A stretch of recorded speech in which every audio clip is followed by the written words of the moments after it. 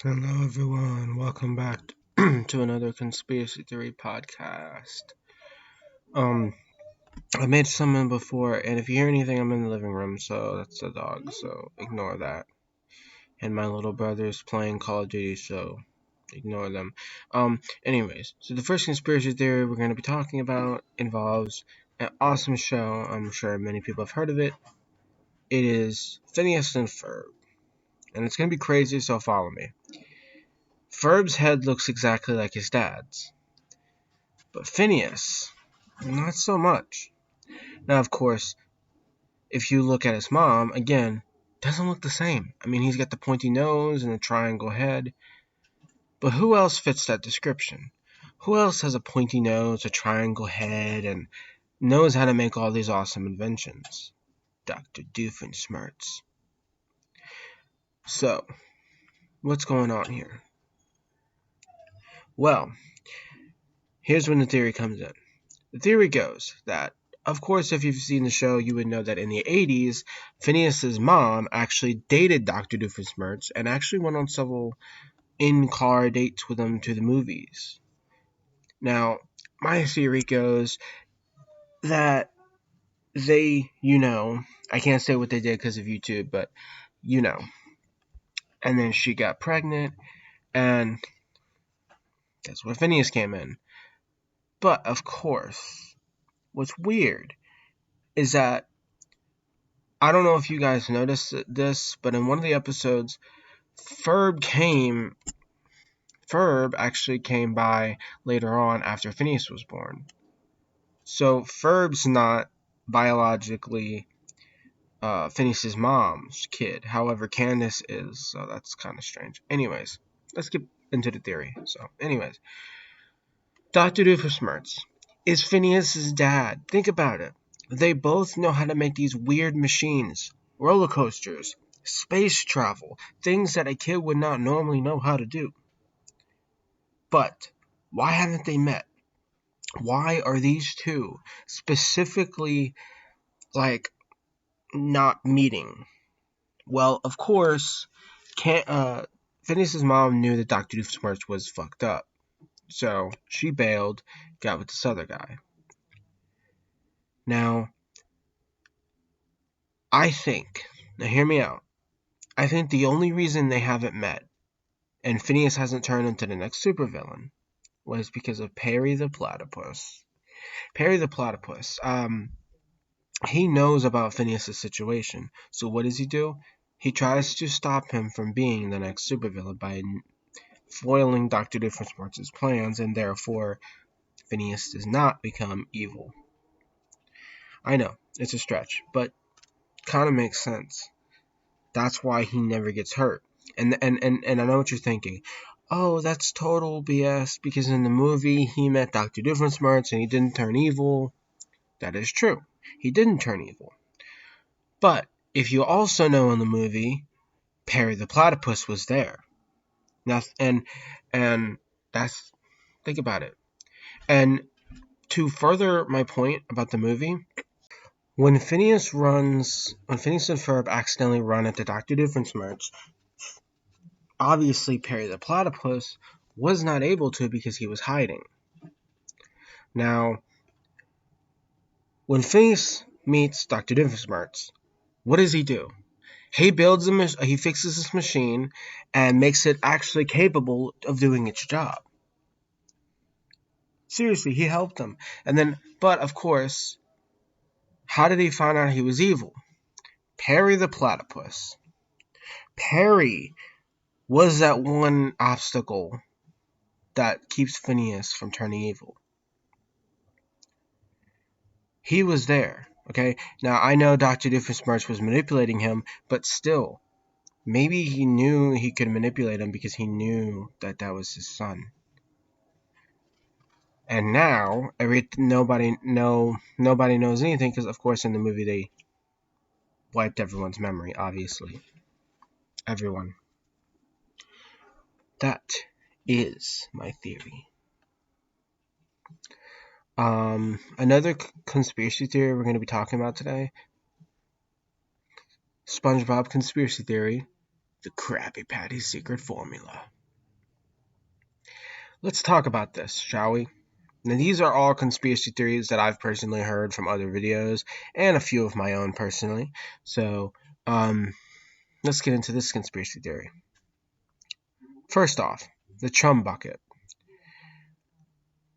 We all know Plankton and how he always wants to have the Krabby Patty secret formula. But here's something interesting.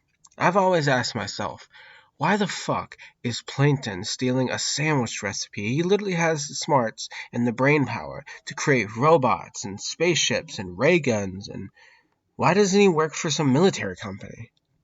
I mean, he has enough money to become a trillionaire. Like, if he was in real life, he would be a trillionaire. Nobody would want to mess with him. But, of course, he's in a cartoon. Why is he trying to steal a sandwich formula? Who gives a shit? And another thing, the chum bucket. If you really wanted to open up another restaurant, why would you do it across the street from your own enemy who will sabotage you and steal your customers? Because the secret formula is not actually a sandwich recipe. It is a recipe for some sort of concoction and or device that will destroy or enslave Bikini Bottom. Now, just bear with me here. Why is he stealing all this shit when he has the ability to become a billionaire? It's because the Krabby Patty secret formula has been disguised as a sandwich recipe, but in reality it is something much more diabolical. SpongeBob obviously knows about it because he's the only one who's seen the secret formula. But he plays along with the ruse that it's a sandwich recipe because he doesn't want Plankton to know the truth. But it's too late. He already knows the truth. That's why he will try over and over and over to get this one formula. Because it's the one thing he needs to take over Bikini Bottom. Now, I just want to point out that obviously, how did he get this thing? How did he know about this? Well, that's a conspiracy theory for another podcast. We'll get into that later. This next conspiracy theory is actually about Blue's Clues. Blue's Clues is one of the most iconic kid shows of my early childhood. It's funny. But anyways, so why is Blue leaving all these clues? Why is he... First of all, why is Steve always talking to us? That's because Steve doesn't actually exist. Now, I know what you're thinking. Of course he exists. He's like the guy in the show that tells us shit. Of course, I've seen it. Hear me out. Steve is actually a mental patient in an insane asylum. Okay. Now, the reason I think he is this is because it's one reason. He's constantly talking to himself. He's always, and I do mean always, in the same place at the same time. Occasionally, he'll go in his backyard. Now, if you've been like me and you grew up with a lot of mental disorders, you've been to mental hospitals before. Probably shouldn't have said I've been there when I was a kid. Anyways, let's move on, shall we? So, Blue is not real. He has made an imaginary dog he calls Blue. The handprints that are constantly being left everywhere are actually him. His hands are covered with ink, stuff that he took from the nurse's desk and just started printing all over the place. Constantly talking to himself, asking where Blue is. And of course, when we answer us, the viewer, we're the voices in his head. He is in a padded room, getting dosed up with drugs, talking to talking to the voice in his head, aka us. And all these adventures, all these little talking mailboxes and shit are all characters in his head. And of course, when he leaves for college, that is actually him getting his mind straightened out and he's no longer nuts and therefore he's being released from the facility. That is why another person takes his place and so on. I don't remember their names because by then I kind of grew out of the show. So it's kind of weird, like you never know what the writers of these shows' intentions are. So yeah, maybe some might be good and these are all just crackpot theories, but maybe sometimes they create children's shows with darker intentions than what you think. It's not that impossible.